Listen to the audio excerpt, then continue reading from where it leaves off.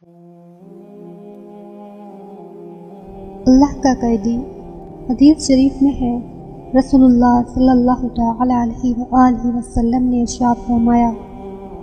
کہ بچہ جب تک بالغ نہیں ہوتا اس کے نیک عمل اس کے والد یا والدین کے حساب میں لکھے جاتے ہیں،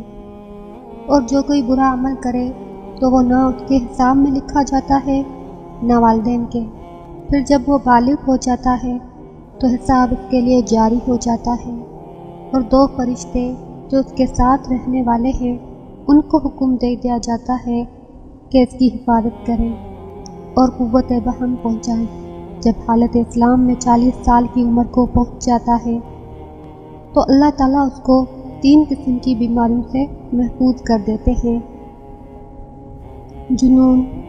جذام اور برس سے۔ جب 50 سال کی عمر کو پہنچتا ہے تو اللہ تعالیٰ اس کا حساب ہلکا کر دیتے ہیں۔ جب 60 سال کی عمر کو پہنچتا ہے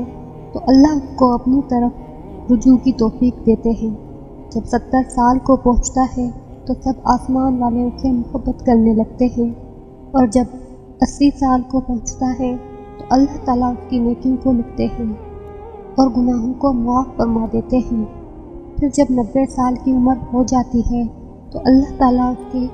سب اگلے پچھلے گناہ معاف فرما دیتے ہیں اور اس کو اپنے گھر والوں کے معاملے میں شفاعت کرنے کا حق دیتے ہیں، اور اس کی شفاعت قبول فرماتے ہیں، اور اس کا لقب امین اللہ اور اسیر اللہ فی الارض، یعنی اللہ کا معتمد اور زمین میں اللہ کا قیدی ہو جاتا ہے۔ کیونکہ اس عمر میں پہنچ کر عموماً انسان کی قوت ختم ہو جاتی ہے، کسی چیز میں لذت نہیں رہتی، قیدی کی طرح عمر گزارتا ہے، اور جب انتہائی عمر کو پہنچ جاتا ہے تو اس کے تمام وہ نیک عمل نامہ اعمال میں برابر لکھے جاتے ہیں جو وہ اپنی صحت و قوت کے زمانے میں کیا کرتا تھا،